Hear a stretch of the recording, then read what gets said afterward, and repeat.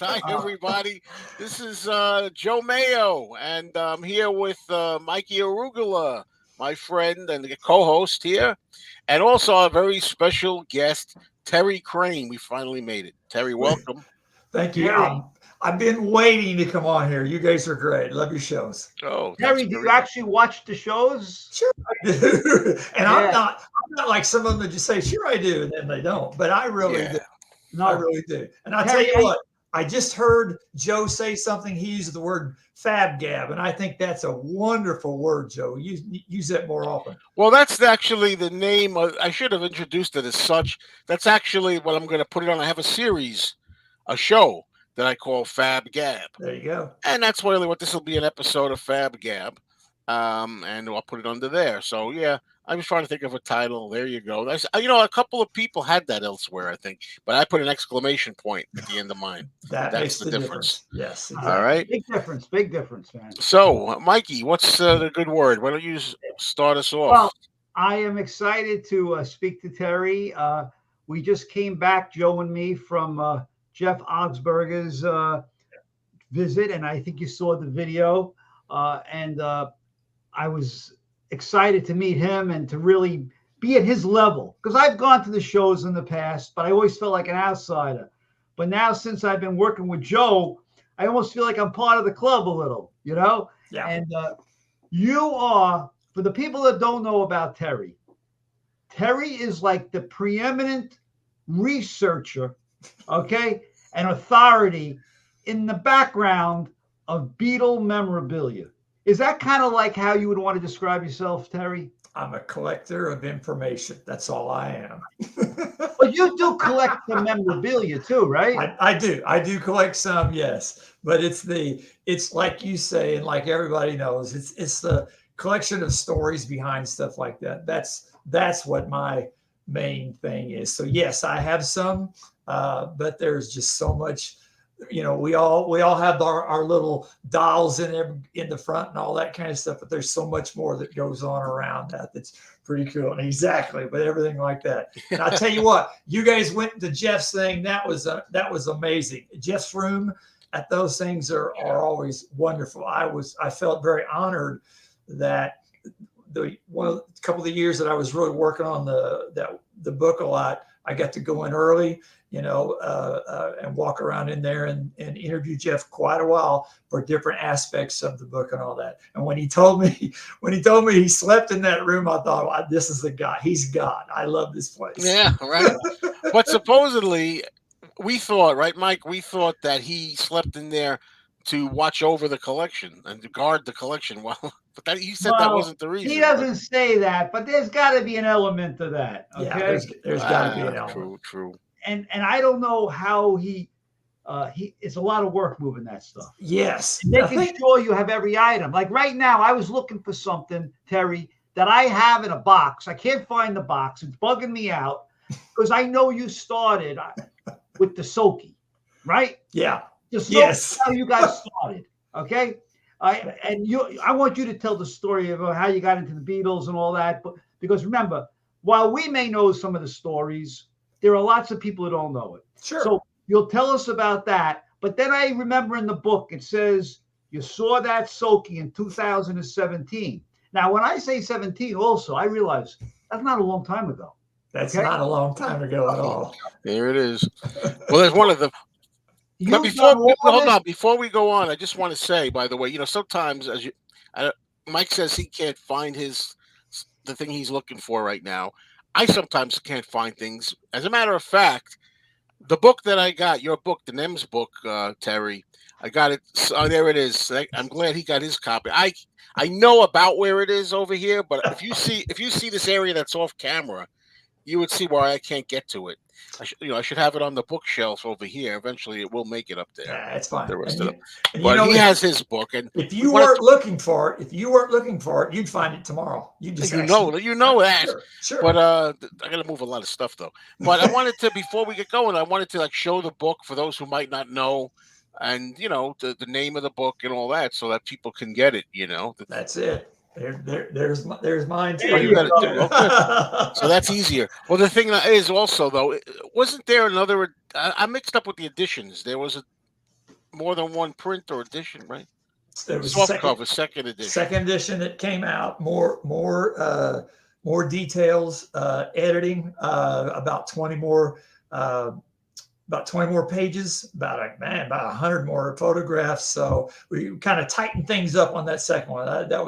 That was really cool. And you said something about Jeff. I would ask Jeff before, which I'm sure you guys did, is this all your stuff? And he goes, oh no. He can't even get it all anymore anywhere like that, but it's wonderful. That stuff is wonderful because, like you guys, we see this stuff in books, we see this stuff on price guides, we see all this kind of stuff like that, and we think, well, we know what that. And then you walk into that area and you actually see something like that behind the counter that maybe you hadn't seen before or whatever. And it's just amazing how he brings that kind of stuff to us like that. One of my favorites is the Ringo bust.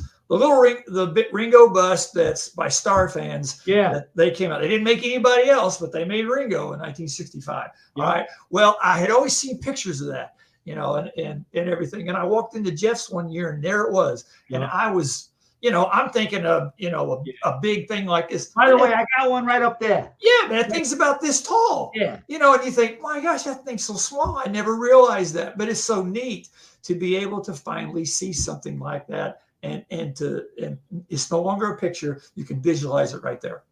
Terry, before we get into the memorabilia, just give people a little bit about yourself, the background, when you first heard about the Beatles, and then how you started.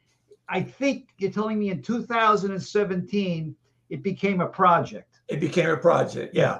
Yeah. Well, I'm an old man. I was 8 years old when the Beatles were on Ed Sullivan, and I remember watching them. And my older sister had the Remco dolls and all that kind of stuff that you walk down the hallway when you're 8, you look over there and George is watching you or something like that. So I think that kind of started the whole thing with that kind of, and I've always been drawn. I figured this out. I've always been drawn to the weird and the wacky. That whether it's the dolls, the games, different things like that. Somehow that resonates with me, and I think that carried through with this kind of project. So back to I go to Chicago Beatle Fest. I've been there for 25 plus years, way before I was an author or anything. And I started thinking about doing this project, as you spoke in about 17, about doing a book about it, because people ask authors, why did you write this book? And I used to have some great philosophical answer with big words and all this kind of stuff. Well, and I really wasn't 100% sure, but I'm at a place and I hear an author say, well, here's why I write my books. He says, I write it to fill a void. He said, I write it because I kept looking for something and I couldn't find it. So I decided, well, I'll just write a book about it. And all of a sudden the light bulb went off. I said, well, that's exactly what happened to me, because I kept seeing things that said there were about 150 licensed Beatle items in the United States from about 64 to 66. And I kept thinking, great, where's the list? And I would go look for the list. Well, I'd search here and I'd Google here and I'd do this and I'd find a list of 60 and then I'd find a list of 40, and some of them overlapped, some didn't. And I kept looking for this. And I realized there is no list. I realized it's 60 years ago and memories get faded and papers get thrown away and all this stuff. And I'm thinking, well, I'd like to have a list. Well, here I go. And that's what started the whole thing, was trying to define a list. And, you could look in the user guides and the price guides. I love the price guides. Speaking of Jeff's price guide is wonderful over the years, the different things he had. But the one thing about price guides, if you said, if you looked up the Remco doll right there in the price guide, it gives you about 2 or 3 sentences about the doll, and then it tells you about the price and all that. Well, I'm not a price kind of guy. I don't really care what the doll costs or anything. I want to know who in the world thought of that doll, what company made them, what guy was sitting around thinking someday, well, I'm going to make a doll of these guys and put it on our business plan and all that stuff. Where did they make it? All this kind of stuff. That's what started interest me and talk about collecting stories and all that. So that's how the book came about. And from what you said a while ago, Mickey, one of the things that was interesting is I walked in, I was trying to make a final decision. Do I really go out and try to do the book and all that? And I walked into one of the fests in Chicago, and I walked in there and I remember like it was yesterday. I walk in the door and I look to the right, and one of the vendors were over there, and this guy was sitting there staring at me. And you know how I know horror movies, they seem to watch you everywhere you go. Or yeah, right. like that. Well, I kept looking over there, and he kept looking at me, and I'm going, okay. Well, and I decided after walking around, I went and looked at him and all that. And I thought, you know what? If he's still there on the shelf tomorrow, I'm going to buy him, and that might spur something on. And of course, I walk in the next day and I look over there, and he's sitting there staring at me again. I'm like, well, here we go. So I went and bought him, brought him home, did some research on him, and the next thing you know, a few years later, this thing comes out. Yeah. So that's what brought that whole thing on.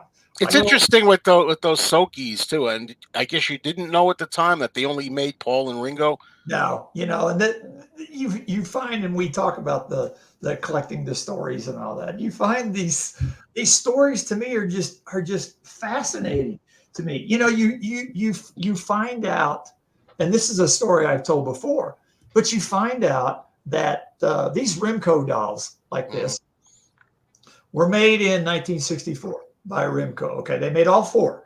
I got just two of them here, but they made all four. And by the way, they're creepy. The Paul one is very creepy, but that's okay. That's I love them. That's part of the shtick. So, keep those up. Keep those up right there. So this is 1964. You got all four of them, and they're doing pretty good. Well, what happens in 1965? And I'm going to point right there to Mickey, right there. This company, Colgate-Palmolive, decides, you know what? We got to get in on this Beatles stuff going on here. Well, what does Colgate-Palmolive do? They call these guys. They call the Remco company, and they say, okay, all right, we want to get in this Beatle thing. We're not too keen about, do we, go and get all four of them? We might lose money, blah, blah, blah. So you tell us, Remco, who's your two most popular Beatles in the United States. And Remco says, well, we'll tell you. They said the second most popular is Paul. Okay, that's a real popular. But by far, the first most popular Beatle in the United States in our dolls is Ringo. Right. He outsells all the other ones 5-1. Amazing. So Colgate says, well, by golly, we're smart. We're business people. That's what we'll do. We'll make the two right here, and we won't bother making John and George. But since we're watching our money and our budget, we'll make the two right there. And that's how Colgate makes only two. But it's stories like that that just are the coolest things to learn and to find out. Now, in the last, let's say, 6 months, have you discovered some new licensed items or some stories that are more recent? Because I know you're probably always looking, right? I'm afraid that, and I always say, and I find this with other authors, that the day you hit the enter button and you send your manuscript elsewhere and it's ready to go, the next day you find something you should have added. There you go. And then it never fails. So, Mikey, I search every day. I research every single day, trying to find one little thing that I didn't know before, and I still then add it to my notes. Well, and that your question, if it's okay, your question led to my project right now. Okay, so while I'm out researching all of these Beatle items and all this, I run across the Library of Congress. The Library of Congress has a wonderful database, archives and all that about copyrights and all kind of stuff. So as I'm researching for this book, I'm looking at, okay, let's see how many of them are copyrighted. I'll add that little bit of information that I've collected. I'll add that to maybe part of the book there and all that. So I'm out in the Library of Congress looking at copyrights. And their archives are massive and really good. So as I'm looking for some of these Beatle copyrights, I keep seeing all this other stuff out in the Library of Congress that says Beatle. or something in there, Ringo, John Paul. And I'm thinking, what is all this other stuff? I don't know what this is. I'm pretty good with research. I got the historical stuff down and all that. I have no idea what some of this stuff is out there. So I always thought, when I get done with this one book, I'm going to go on and figure out what all this is. And that's what led to what's coming out, which is the 3-volume. There's 3 volumes. This thing's 400 pages. That's 1 volume. There are 3 of these things.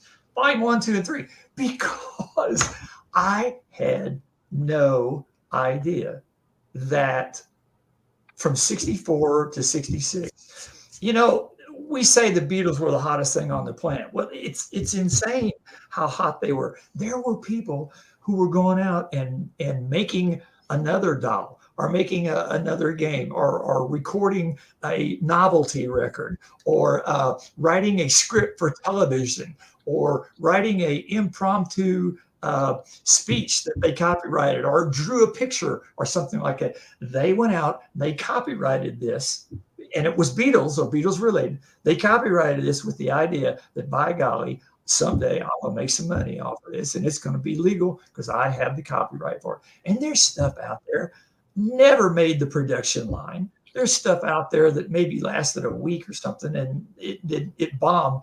But there is a notation in the Library of Congress on this. And when I start seeing all those, I'm thinking, well, yeah, I'm an astute researcher, but I had no idea. Let me give you, if it's all right with you guys, I'm going to give you an example. So I did the new books in chronological order because I wanted everybody to see just what was copyrighted at what. Terry, let me just interrupt you quickly. No problem. Are those books the thing that I have online access to? Yes, but they're coming out.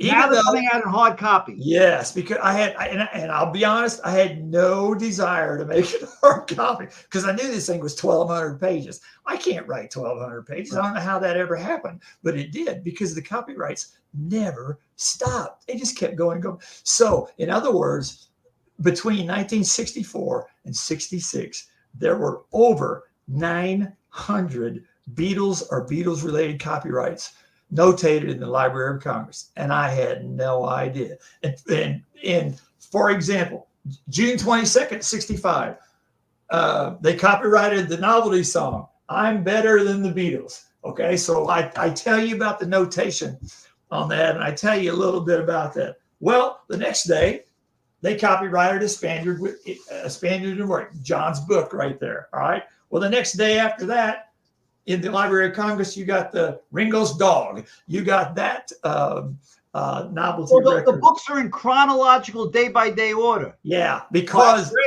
and there's some days. By the way, now I understand your Instagram because Joe, Yeah. I don't know if you follow his Instagram daily, but for those people out there, should go to Instagram, NEMS, right? That's what the name is. Yeah, NEMS, and NEMS Memorabilia, and it's on Facebook too. Right. It's the greatest because every day he says, "Today these were licensed," and he shows the images. Right, day by day of like 8 things that day happened. Exactly. Not only do you say it, you have the images. Yeah, and it's insane. It's insane. You look at this stuff, and I'll give you an example. In January of 64, before the Beatles were ever on Ed Sullivan, there was already stuff being copyrighted. There was already novelty books being copyrighted. There was already novelty songs being copyrighted. I mean, it's like, how in the world did they know this? For example, the very first novelty record copyrighted was "All I Want for Christmas Is a Beatle." Right. All right. I know that one. Copyrighted December. Now also December of 63. December of 63. Yeah. What? It's amazing. This stuff's amazing. I had no idea. December 63. That's what I don't get it. Only U.S. These are all U.S. copyrights. They sure are. We haven't even gotten into what's going on in England. No. Which is a whole nother challenge. Because I buy memorabilia that's original from England, but you haven't documented that. Okay? No. I've got like I've got my notes like everybody else. I didn't Yeah. just take notes on the U.S. stuff. I took notes on the UK and the world stuff. But, And then Terry, then there's the non-licensed stuff, which is original, okay, but unlicensed. Now, and that's why I'm like, it's got commercial breaks on the show, okay, because I got to give a little entertainment, Joe, right? Okay, all right. So look, Okay, Terry, I was watching your Instagram, and it showed this, an unlicensed item. I'm going to open it up. Okay. When I saw it and I had the opportunity to buy it, I didn't even know it existed until I saw it on your Instagram. Mikey found this only because of you. You know what this is? Not yet. I saw this on your thing. Oh, I know. My point is I can't see it very well from there. oh, let me blow it up. Oh, is that the socks? Yeah. Yeah. But not the licensed socks. Correct. Mikey Arugula only knows about this because of you. Isn't that Okay. cool? Now, I just want to show everybody the difference. Hold on. Here's the licensed socks. Yeah, there you go. Okay. Yeah. Tell us about the licensed socks. Well, I think the weren't the black things that they came with them. They were they were in the packaging. They were in the package and all that. Those were they were still in, I think, 64. That those were and like I said, you get I see various people trying to sell these things every now and then on eBay, as you do what I do, and they're in various degrees of worn, I guess you might say. But yeah, you run across those things like you got in your hand, and I applaud you for having those things in your hand like that. Now, here's what I want to know: does it say anything about a company or anything that's on those? That's what I first go to. I go looking for stuff like that. No, and as you could see, they spell it BEE. Yeah. Okay. Yeah. But we know that this is old, correct? Correct. So yeah, it's unlicensed, but it's from the 60s. And people sometimes go, well, that was unlicensed. I go, yeah, but it's still 60 years old. Terry, by the way, I say that about what was considered in the 70s fake stuff. I tell everybody that stuff that they made over, okay, or made up with the NEMS on it. Yeah. It's 50 years old now. It's collectible also. Exactly. Well, I don't like fakes or retro too much, but I don't mind retro 70s too much. But retro 90s, 21st century, I'm not a big fan of myself. Right. Yeah. That's why, for some reason, I seem to stay in this 64 to 66. When I did the book, all the copyrights, it's from 64 to 66. I found 900 of them in that. I like that period. I like, and to me, you guys might agree or disagree, but to me, there is a defining line when they stop touring and you go into 67 with the Yellow Submarine and all that, all the Sgt. Pepper and everything. There is a defining line right there between the original goofy stuff like that and the stuff you start with the Yellow Submarine and all of that. So I use that as a defining line. By the way, I even take it a step further. To me, it's like the Wizard of Oz when Dorothy goes from black and white to color. You're exactly right. That's a good way of putting it. That's a very good way of putting it. The world was black and white when the Beatles came here. And when Yellow Submarine came out, even though Help was in color, the world was still innocent and black and white. Okay. And when we went to Yellow Submarine and drugs, and I saw for the first time the Beatles, it wasn't the Ed Sullivan Show, it was the Hollywood Palace for me. Okay. Where Penny Lane, the movie, the short, and Strawberry Fields was on. That was like the era was over. Yeah. Now there's a new era beginning. Fantastic. Exactly. But the old Beatles, where you could listen to Misery and There's a Place and Chains and the songs that they did like that, that's because that was my childhood. like I love that stuff. I love the old Beatles. Nothing can sound better to me than You Can't Do That. That's my favorite. That's my favorite stuff. A lot of people remember that footage, of course, on American Bandstand or whatever it was with Dick Clark when those kids were kind of appalled. Yeah. They couldn't believe the Strawberry Fields and Penny Lane promos. Yes. You know, I think I might have been one of them. Knowing how I am, Yeah. I think if I had been active at the time, like 13, whatever, 13, 14, I might have been like. Instead of being, I was only like 5 at the time. But if I'd been older, I'd probably be like, I don't know if I like this new look. But yeah, I get that. It was a change. And they came on, they had the mustaches at that time and all that. Yeah. And you're right. I like the Dorothy opened the door and the line was drawn. You're exactly right. But can we stick to this? I wanted this. You said 66, right? These are what is it called? The soap. Lux soap, the Lux soap, the blow up dolls. Yeah, those were. I mean, you could. It's so funny. You could find those at besides later on. I guess not enough coupons from the Lux soap and the Dove soap and everything was sent in. You could find those at carnivals. You could find those along the like on the sea, the seashore, the where the carnivals along the shoreline and all that. Well, let me tell you a story. And gas stations. Let me tell you, there's the Lux box with the ads for them, right? That has the ads. Yeah. Get them. Yeah, there they go. This is not what I'm going to. The little story I'm going to tell you is not. These are not the ones I got back then. I'm going to say around 1978 or so. I went to a neighborhood bazaar, and somebody had these in the little plastics. They were like $1, I think, each. Yeah. And I got 4 of them. Eventually, I sold them on eBay in like the early 2000s. These are not those. I got these off eBay later. I got the last few years I got them again. But so I don't have the ones I picked up. But I don't know if that's what you were saying. Yeah. But sometimes these things they find warehouses or they have like a bunch of these things turn up.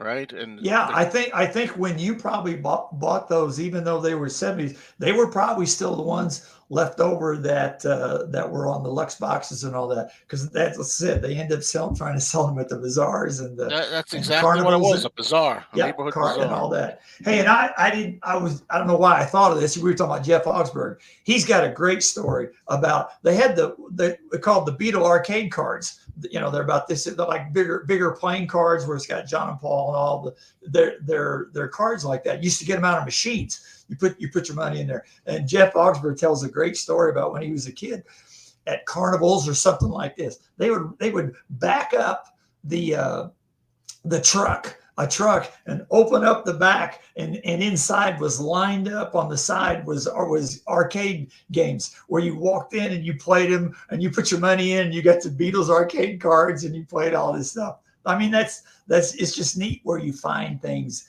where they were originally sold and all that kind of stuff. Yeah.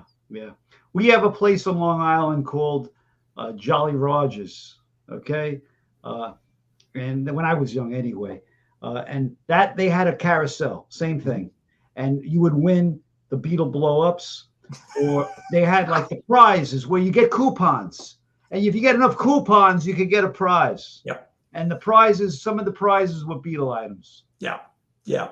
Hey, and I don't know if you don't mind me going off of a little different thing here. When I did the book, and Mickey, I know you guys are great collectors. I know I can see. Listen, we want you going off. Well, I can see behind you. I can see all the collections and all that. But one of the things that I remember very distinctly from when I was doing research for the NEMS book is that I got to go in some heavy hitter collectors' homes and all that kind of stuff. And it always amazed me, and I always have to be careful with my language here. But I remember going into the first one, and I'm in the room, I'm in the house, and everything looks great, everything looks fine. There's just a quote normal house and all that stuff. And they go, let's go down the basement. I said, well, okay. So we walk down the steps and all that, and there's a door at the bottom of the basement steps. And the guy reaches for the door and he turns around to me and he says, are you ready? I said, well, yeah, what? And he opens the door, and I'm telling you, some of these collectors have what I call the oh crap moment, is when the door opens and all you can do is just go, oh crap, because it's unbelievable on some of these collectors. I have been in some collectors' houses where I swear there's rows in there like you're at Walmart. You go down a row, you turn around at the end, you come down to the other side, and you turn around, you go down the other side. And it's just like on overload. It's amazing. And I'm very fortunate that I got to go into some of those. I shot some pictures in there of some of those things. I would just walk around. And you talk about, I literally remember the first one I did when I was doing research for the book. It was about 3.5 hours from my house. Well, I drove there on a Saturday, and I spent a Saturday afternoon in there and did everything. Well, I drove home, and I went back the next weekend because I was in such shock, Beatles shock of overload, that I missed almost half the stuff that I wanted to really look at. Terry, it's unbelievable. I got to ask you this. Okay. It's on we're doing a video right now. Okay. Joe, what we should do is we should set it eventually. I know you're not big on traveling. We should do a road trip, man, with Terry, because he'll get us in to these people, and the three of us can go on the road and see these collections. But and like, because here's the thing about a collector. Shaking like his head, I don't know. It's hard to imagine. Oh, Terry, here's why we should do it. First of all, you know why I started doing this now? I'm 69 years old. If I don't share this stuff now with people, yeah, what good is it? Okay, this is about like spreading the love of the Beatles, reliving our childhood. Yeah. Now these people, they're more wackier than me. They would want to tell their stories. Like when I did it with Jeff. Okay, yeah, there was a part of him that was saying, Mikey, don't touch nothing. There's another part of him that says, I want to share this with everybody, right? Yeah. That's why he does the shows, right? Yeah. He wants hundreds of thousands, if possible, people to see it, right? Because he enjoys this. This is a passion. So I think there's an opportunity, Joe. I know I'm opening up my mouth, and I don't want to travel. The camera's running, so I'm just going to go. He'll edit it. He'll edit it, man. I know he's going to edit it. I don't want to have to edit it. Okay. Terry, think about how we can go to some of these people and do a show. Yeah. Maybe it'll be fun. Okay. Not everybody's going to want to do it. But anyway, that's my sideline for this thing. Well, Terry, it's not about making money with me. Right. It's all about having fun. Yeah, that reminds me is one of the things when you start researching this kind of stuff like that, you do realize it's 60 years old. You do realize when you're looking for the company that made the Beatles surf skater skateboard out of Norfolk, Virginia, you realize they're not there. You realize that no one can find the skateboard out there. Did you find it? No, not yet. But you realize that. I mean, visualize this. This is the 60s. You could probably got a guy in a little office with a big black filing cabinet behind him and a trash can sitting right there. And when you make some of this Beatles stuff, and let's say it doesn't sell very well or whatever, well, you know what? You're moving on. You're taking the Beatle file out, you're putting it in the trash can, and you're moving on. Well, here we are 60 years later trying to recreate some of this stuff and look for them as some of this stuff. And you realize, some of this stuff is just gone. You cannot find some of this information. And like you said about wanting everybody to see your collection so it could be carried on and all that. Well, that's one thing about me trying to collect information is if we don't do it now, it will be gone because some of it already is gone. We'll never find some of this stuff that we're looking for. We'll never find some of the stuff on the some of the Socky dolls and stuff like this. Some of this stuff that we know is out there, it's just gone. And there's no one left that remembers it. That's the thing also, the guys who work there, the women who work there, you got to remember it's 60 years ago. So a lot of them are already gone by now. So it's a tough situation to do. Yeah, fantastic. So when I see a picture of that surfboard, like on Beatlebelia, Yeah. okay, where'd they get the picture from? I found the picture. There was a magazine that they made Surf Skater out of Norfolk, Virginia. They got the license. Skateboard. I said surfboard. Yeah, it's a skateboard. They made the prototype of that, and they took out ads in trade magazines. That was Playtime, I believe, magazine is what you saw that in. It was an actual ad. It tells you all about it. It's like a PR ad for a retail buyer who's going to buy some to put in the stores and all that. They had the model numbers, they had the box and all that kind of stuff, and then it disappears. And the only thing I've pieced together so far is that they only made about 100 of these things. And I think this company kind of went national and tried to advertise and all this stuff, and they didn't have the money to go national. And after they did that, and after they paid the licensing fee to NEMS and all that, they didn't have any money left. So I think they had about 100 skateboards, and I really think they went out of business, or they just shelved that whole line right there. Now, where those 100 are right now, no one seems to find them. I've talked to many collectors, and I've even gone out on skateboard sites and the Skateboard Hall of Fame and all this stuff, and it's like this mythical thing out there. But you don't think they physically exist, or they do, but nobody knows? I think about 100 of them, or a little less, physically were somewhere at one time. But I think if something happened to the business, I don't know what happened to those 100. You know what? It's the 60s. They might threw them in the trash can and said, let's start over. We don't like how this is going. And that's what I meant about the things that we're up against, because it's so much later. What are some other ones like that? Like, by the way, Beetle breath in a can. Is that BS? I have never, I mean, they have those fantasy cans out there, but I've never run across. Well, no, but was there a license for that? No.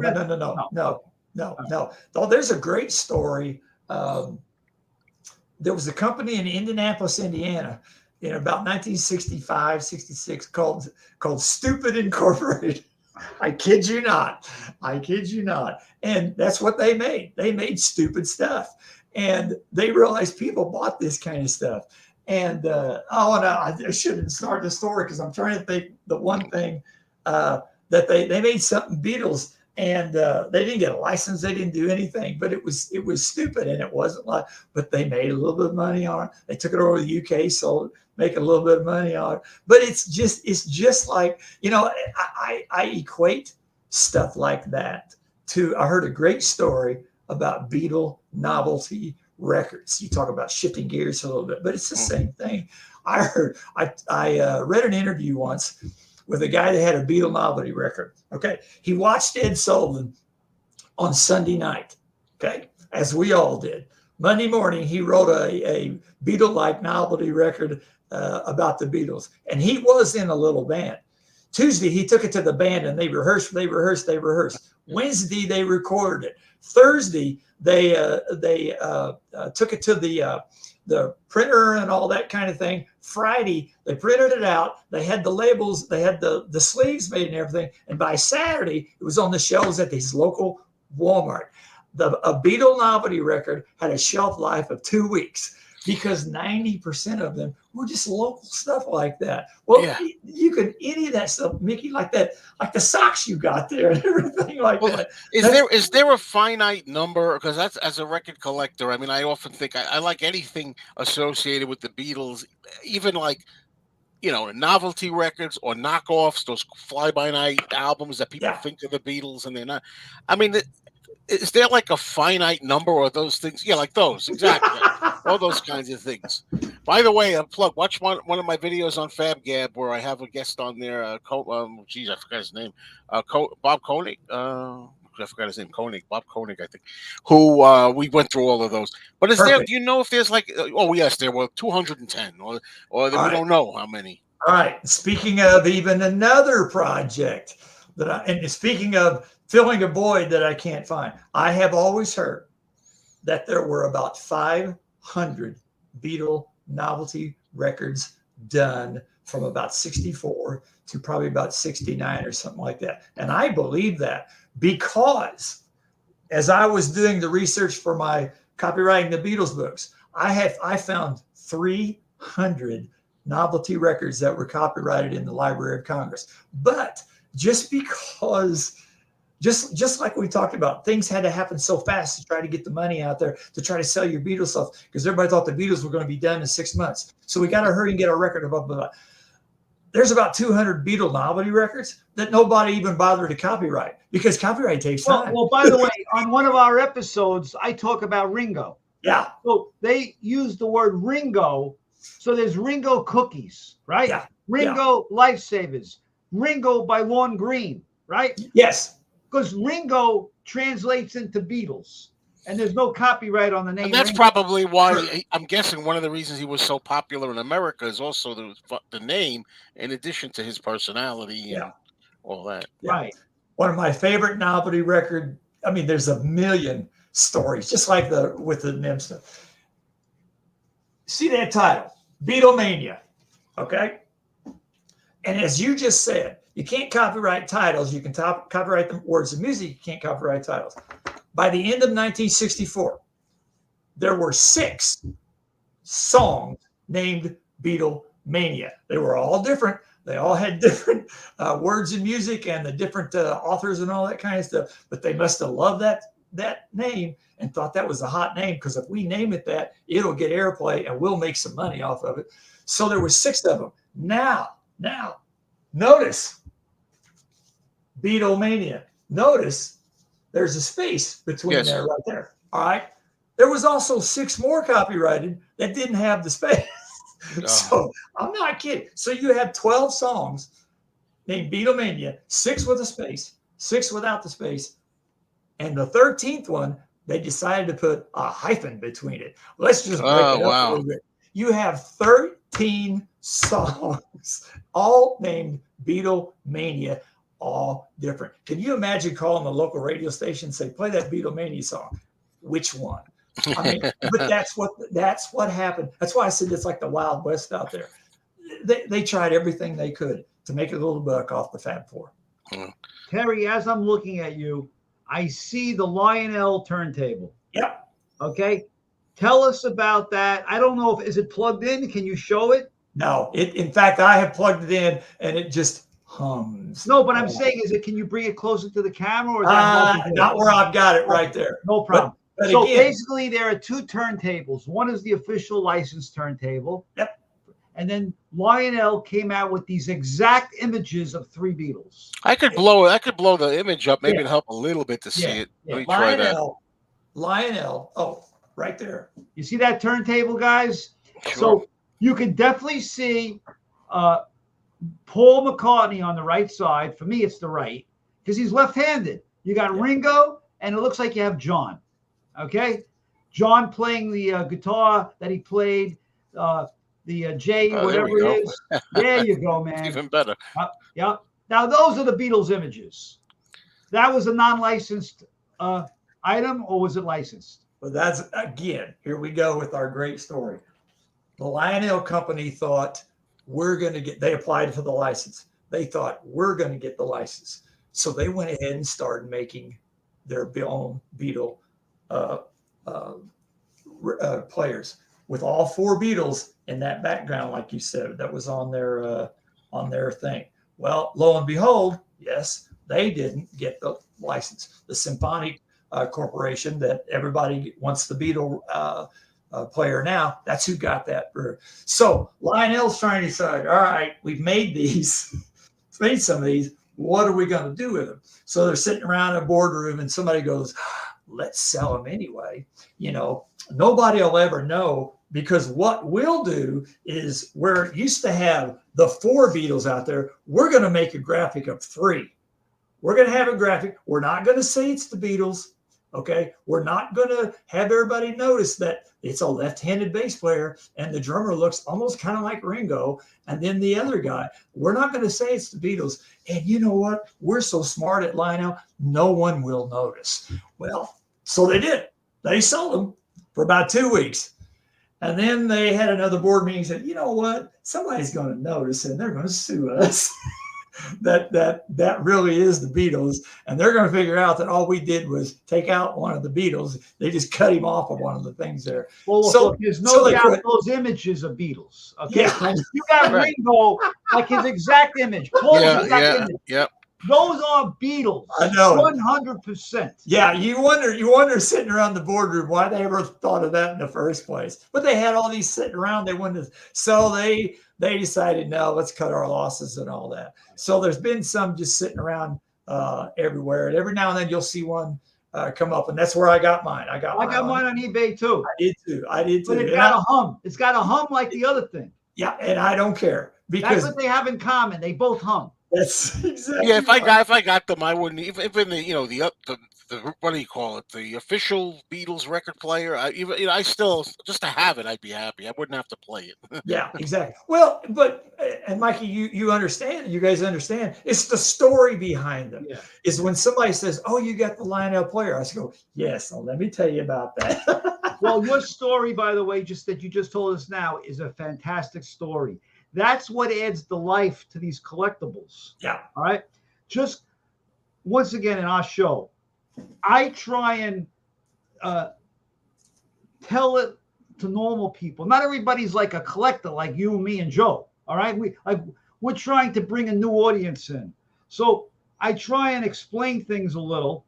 Like we're going to do an episode tomorrow called Beatles Back to School. Mm-hmm. Okay. All these items after A Hard Day's Night opened up in August, right? Yeah. The Beatles, everybody's going back to school at the peak of Beatlemania. Notebooks, lunch boxes, caboodle bags, you name it, pencils, anything you could think of had Beatles put on it. Yeah. And assignment books, briefcases, all that stuff. Yeah, yeah. I mean, I could show 30 items. Now, what I got for the show, and it's not a spoiler because no one's seeing this until after it's out. Right. Oh, really? This might be up tonight. I hope so. But even if they do it, they'll want to watch the show then. Right. Sure. After getting together with Jeff, okay, I got inspired. What that means, I had to break out my checkbook. Okay. Because you guys, I mean, on eBay, Double Bubble Back to School box came up. Okay. Now, I'm not going to open it today. All right. But but it said Back to School. Now, does anybody have that box with the gum still in it? I doubt it. Okay. I know. That's the thing. I want to know because I got an empty box for thousands. Okay. I had to break out the checkbook, like I said.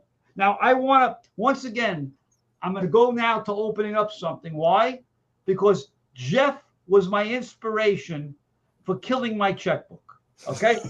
Because now I'm opening this thing up.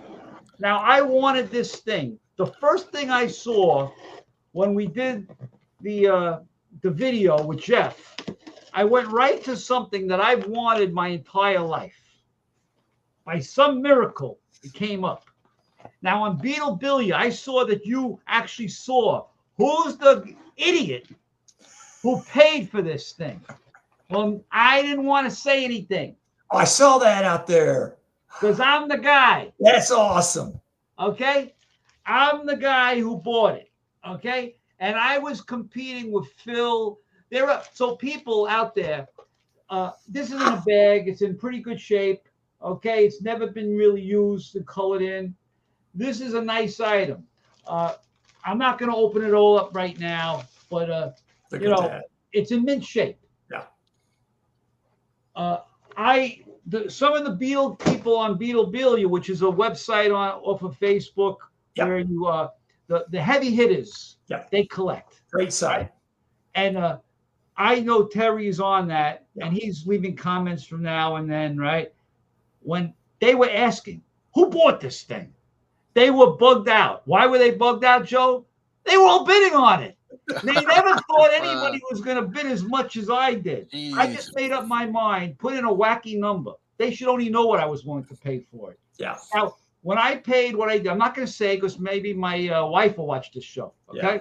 And I'll be in seriously trouble, okay? But whatever I paid for it, you got to realize someone was willing to pay $50 less or whatever it is. Yes. So I wasn't out of the ballpark. This is something that everybody wanted, okay?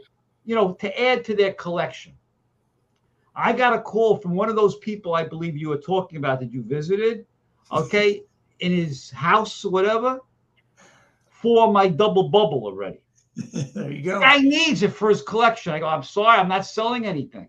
Okay. You know, I'm not in the business of making money on this stuff. I'm in the business of losing money on this stuff. Okay. All right. But you know that. I have one other thing on this show I'm going to open. And it's, once again, I'm kind of dedicating it to Jeff. And the reason why is, don't worry, I'm covering the hand there. Yeah, cover it up. Okay. You see, Jeff, I bought this from him. You should only know on March 8th, 2021. I don't even know what it is. I just happened when I was going through my boxes, I bought from Jeff Augsburger, Beatle Mobile Museum, this item. I don't even know what it is. I can't remember. But Jeff, if you watch this video, which I'm hoping you're going to watch, not because of me, because of Terry, okay? And not because of Joe. Terry's the one, right? I'm dedicating this to you. I don't know what the hell I got. Keep the box down. Yeah. Okay, hold on. I don't know what I got from you, but I'm sure I spent a lot of money for something. The one thing I can count on, I know it's real. Correct. Correct. Let's see what this thing is.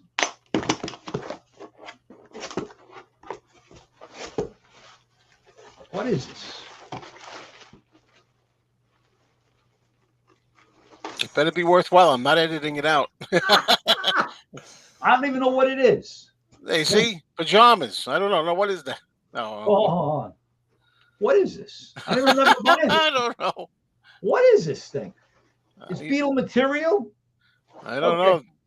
What is this? Hey, do you have any idea what The this detractors is? are going to have a lot of fun with this one. This is making great TV right here. What is this thing, Oh, man? boy. I don't. If you don't know, I don't know. bought it from him. It says Beatle. Maybe it's a Beatles tablecloth. Is there any Beatle images on there? What the heck? Yeah. No, it has the Beatles drums and their autographs. Oh, okay. I couldn't see that yet. I'm glad it blew it up. We're going to have Jeff put in a comment to tell me what the hell I bought from him. Because it didn't look like a Beatles item until I blew this up. You know what this is like? The material of the tie. Yeah, the fabric stuff. Yeah. This could be, you know what? This might be the tie material. It may be. Let me see. Maybe he wrote a note. Telling Mikey, this is what this is. Signed, Jeff. This says, thanks, Jeff. Thanks, Jeff. He's thanking me for spending all this money. Exactly. You know what it is? I can tell now. I don't know. Material that they made the official Beatle ties with. Because the Beatle ties have this in the autographs. Oh, okay, now we know what it is. So I can make around 35 ties, I guess. There you go. Okay. There you go. All right, Jeff. Can I return it, Jeff?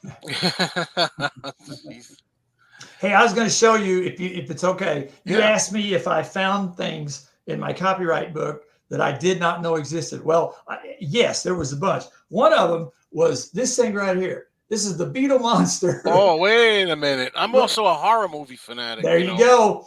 This was Frankenstein. Jim Jones, who was in some fanzines and all kind of stuff in '64. This was from his personal collection that I got from the archives. But he did this, and he copyrighted is what I meant. He copyrighted to try to be able to use it in some magazines and all that to try to get a little extra money and to cash in on that stuff. And by the way, that was a very big year. That was a big year for Monsters. Oh, there you go. Yeah. And the other thing I was going to show you, I just got it the other day, and I don't collect records very much. That's not part of my thing. But when it's a novelty record and it's the acetate, I had to get. Of which one is that? It is one of I Want a Beatle for Christmas. Oh, great. That's a good one. Now, again, like we talked about before, there was only about 6 or 7 I Want a Beatle for Christmas, different songs. But this is the actual acetate for one of them right there. And you're not supposed to play those too much, right? If you it's what I hear. Yeah, don't they start wearing out really quick? Yeah, they wear out fairly quickly if you play them Exactly. too much. But you know, stuff like that, you guys, I would never have had in my collection. I would never have it on my shelf and all that until I started looking through this other stuff and found this, what I would call this whole nother world out there of stuff like this. And I was lucky on the book. I interviewed some people who played on the novelty records. I interviewed some of them that wrote them and some of the stuff like that. And their stories are just unbelievable. And a quick thing about the novelty records, you talk about a genre that is so interesting because of the people who played on them, or the people who recorded them, or the people who were in the studio and actually sat in and well, did the Cher guitar was work. one of them. Oh, right? it's a who's who of the 60s down there. And you just start looking at this and go, you got to be kidding me. You know, it's just a whole neat thing to go through. Yeah. Great. Yeah, I often say it's amazing to me. Like, you know, I like other artists too, and I collect other things too, and listen to other music. But I often said, if you just stuck with the Beatles and nobody else, and then I get into also the solo careers as well. Then after you're done with the Beatles, when they break up, then you got 50 years or whatever it is now, 50 plus years of 4 avenues: John, Paul, George, Ringo. You could just live your whole life and never get done finding everything to collect, or even listening to everything. We've been talking about outtakes and live stuff and music and novelty records and tributes. It's a lifetime thing. Yeah, one of my favorite novelty stories is like in about 68 or 69 when John Lennon was on the cover with Yoko without any clothes on of their album.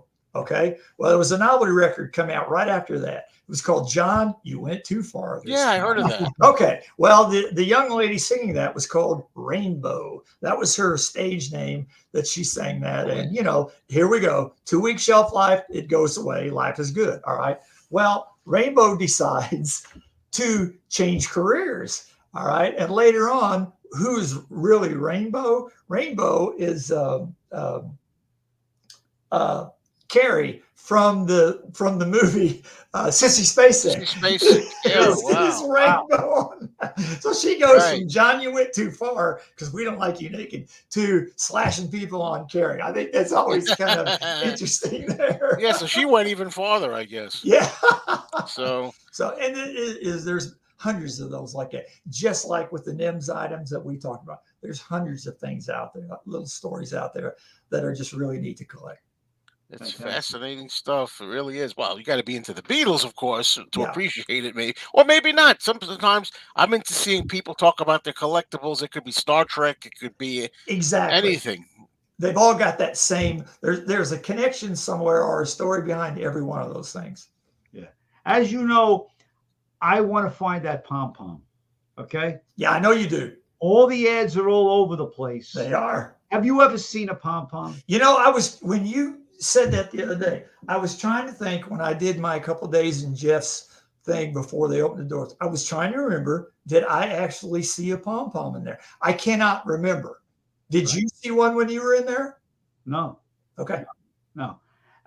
From the picture, the pom-pom is kind of spiky, you know? Yeah.